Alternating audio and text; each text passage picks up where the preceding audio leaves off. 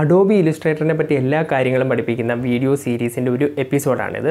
അപ്പോൾ ഇതിൽ വരുന്ന വീഡിയോസും ഇതിൽ വന്നിട്ടുള്ള വീഡിയോസും എല്ലാം ആഡ് ചെയ്ത് ഒരു പ്ലേലിസ്റ്റ് ക്രിയേറ്റ് ചെയ്തിട്ടുണ്ട്. അപ്പോൾ ആ പ്ലേലിസ്റ്റിലോട്ട് നിങ്ങൾക്ക് പോകാനായിട്ട് ഇവിടെ മുകളിൽ ഐ ബട്ടണിൽ ക്ലിക്ക് ചെയ്യാം, അല്ലെങ്കിൽ ഡിസ്ക്രിപ്ഷനിൽ ഞാനൊരു ലിങ്ക് ആയിട്ടും കൊടുക്കാം. അതിൽ പോയി കഴിഞ്ഞാൽ ഈ സീരീസിൽ വരുന്ന എല്ലാ വീഡിയോസും നിങ്ങൾക്ക് അതിൽ കാണാനായിട്ട് പറ്റും. പെൻ ടൂളിനെക്കാട്ടിയും എളുപ്പത്തിൽ നമുക്ക് കർവുകൾ വരയ്ക്കാനായിട്ട് ഉപയോഗിക്കുന്ന ഒരു ടൂളാണ് കർവേച്ചർ ടൂൾ. അപ്പോൾ ഒട്ടും സമയം കളയാതെ കർവേച്ചർ ടൂൾ എങ്ങനെയാണെന്ന് വരച്ച് നമുക്ക് പഠിക്കാം. നമുക്കപ്പോൾ കർവേച്ചർ ടൂൾ പഠിക്കാം.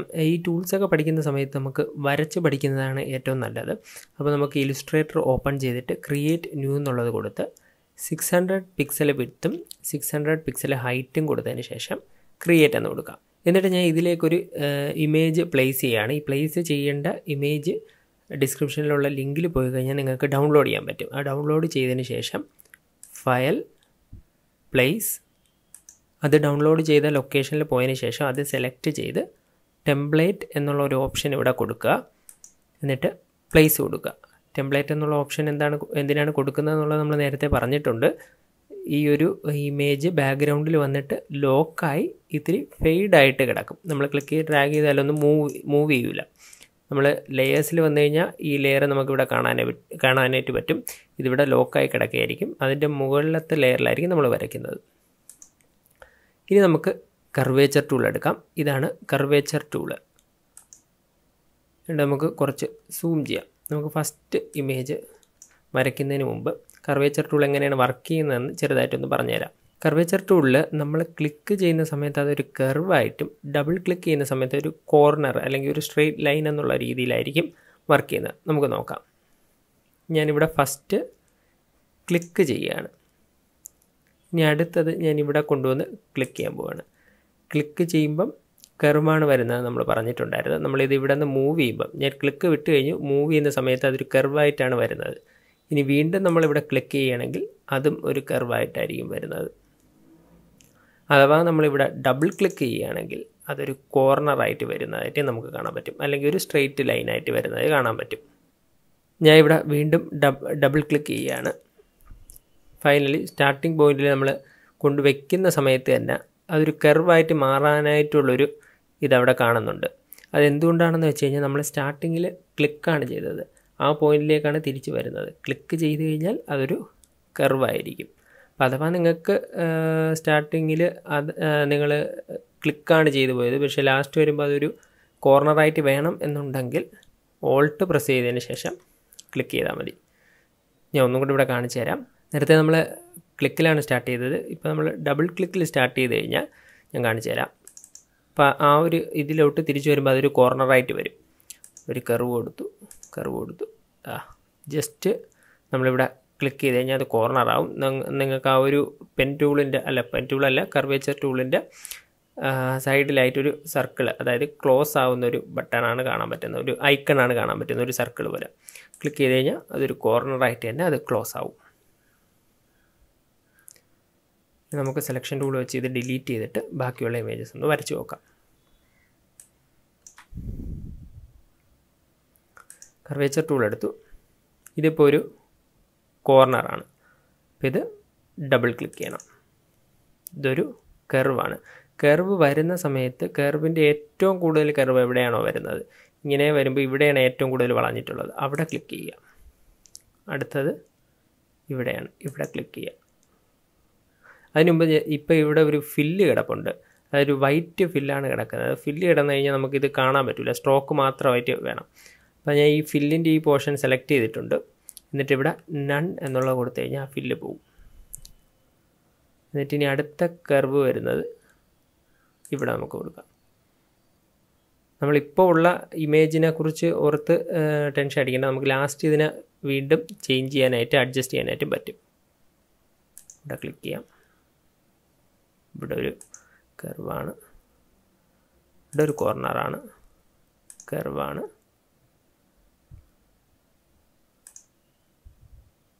കർവ്.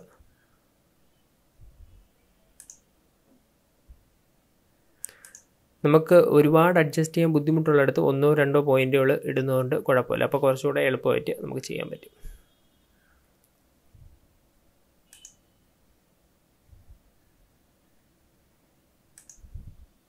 ഇവിടെ ഒരു ചെറിയ കർവ് ഉണ്ട്. ഫൈനൽ നമ്മൾ ക്ലോസ് ചെയ്തു. നമുക്കിപ്പോൾ ആ ഒരു ഷേപ്പ് ഏകദേശം കിട്ടി. പക്ഷേ ഇതിൽ കുറച്ച് മാറ്റങ്ങളുണ്ട്. അപ്പോൾ അത് നമുക്ക് അഡ്ജസ്റ്റ് ചെയ്യണമെങ്കിൽ നമ്മൾ സെലക്ഷൻ ടൂൾ എടുത്ത് ഇത് ക്ലിക്ക് ചെയ്ത് സെലക്ട് ചെയ്തതിന് ശേഷം കർവേച്ചർ ടൂൾ എടുത്ത് കഴിഞ്ഞാൽ നമുക്ക് ഈ പോയിൻറ്റ്സ് കാണാനായിട്ട് പറ്റും. നമുക്ക് പുതിയ പോയിൻറ്റ്സ് വേണമെങ്കിൽ ക്ലിക്ക് ചെയ്ത് ആഡ് ചെയ്യാനായിട്ടുള്ള ഓപ്ഷനുണ്ട്. അതുപോലെ തന്നെ നമുക്ക് ഉള്ള എക്സിസ്റ്റിംഗ് ആയിട്ടുള്ള പോയിൻറ്റ്സിനെ നമുക്ക് ക്ലിക്ക് ചെയ്ത് ഡ്രാഗ് ചെയ്ത് അഡ്ജസ്റ്റ് ചെയ്യാനായിട്ടും പറ്റും.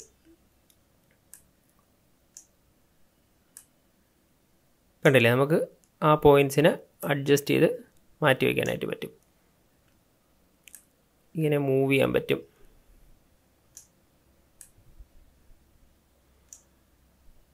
ഇവിടെ വേണമെങ്കിൽ നമുക്ക് ഒരെണ്ണം ആഡ് ചെയ്ത് കൊടുക്കാം.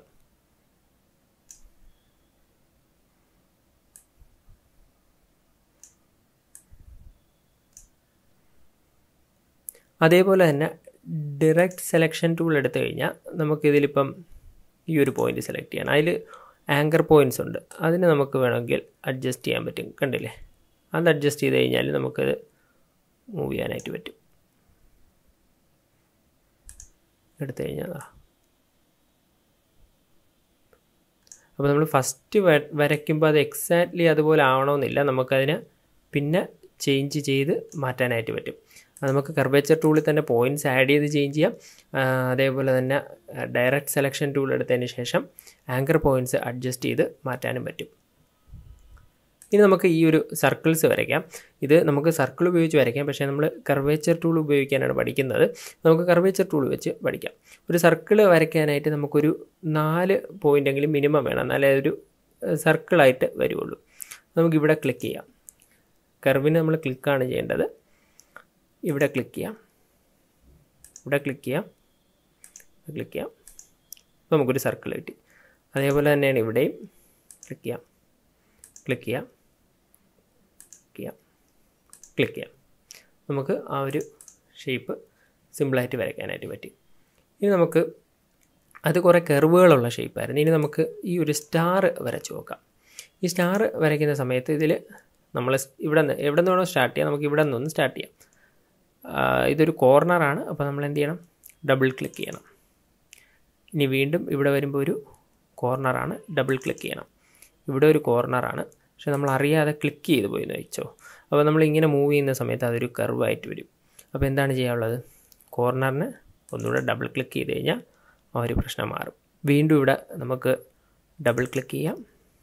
ഇവിടെ അറിയാതെ ക്ലിക്ക് ചെയ്ത് പോയി എന്ന് വെച്ചോ. സിമ്പിളായിട്ട് ക്ലിക്ക് ചെയ്ത് കഴിഞ്ഞാൽ മാറില്ല, ഡബിൾ ക്ലിക്ക് തന്നെ ചെയ്യണം.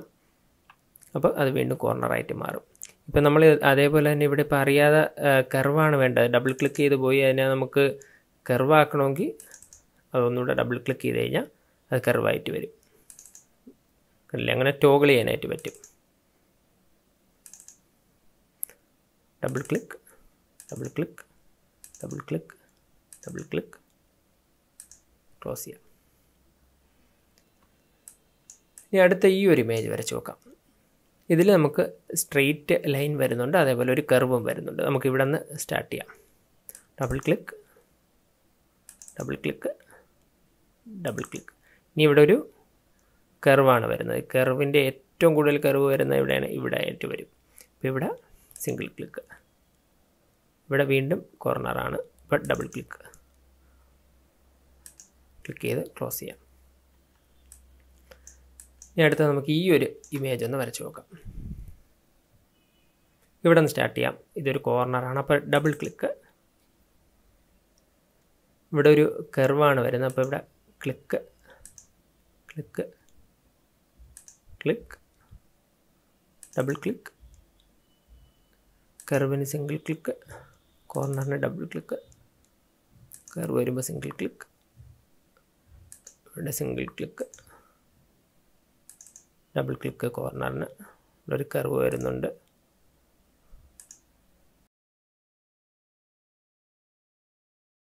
Click, click,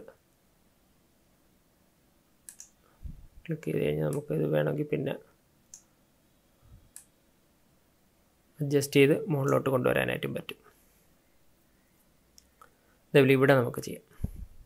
click, click, click, click. ഇവിടെ ഒരു ഇങ്ങോട്ടുള്ള തിരിഞ്ഞുള്ളൊരു കർവാണ്. നമ്മളപ്പോൾ ഇങ്ങനെ കൊണ്ടുവരുന്ന സമയത്ത് നമ്മൾ വിചാരിക്കും ഇതെന്തുകൊണ്ടാണ് ഇങ്ങനെ വളഞ്ഞു വരുന്നതെന്ന്. നമുക്കത് ഇവിടെ ക്ലിക്ക് ചെയ്യുമ്പോഴത്തേന് അത് മാറുന്നതായിട്ട് കാണാൻ പറ്റും. ക്ലിക്ക് ചെയ്തു, അടുത്ത സ്ഥലത്ത് ക്ലിക്ക് ചെയ്തു, ഫൈനൽ ക്ലോസ് ചെയ്തു.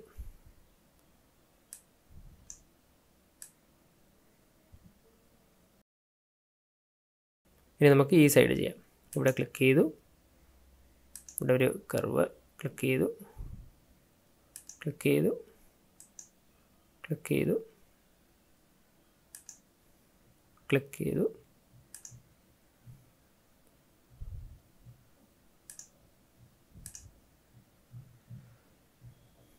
ഇവിടെ നമുക്ക് ചെറുതായിട്ടൊന്ന് അഡ്ജസ്റ്റ് ചെയ്ത് കൊടുക്കാം.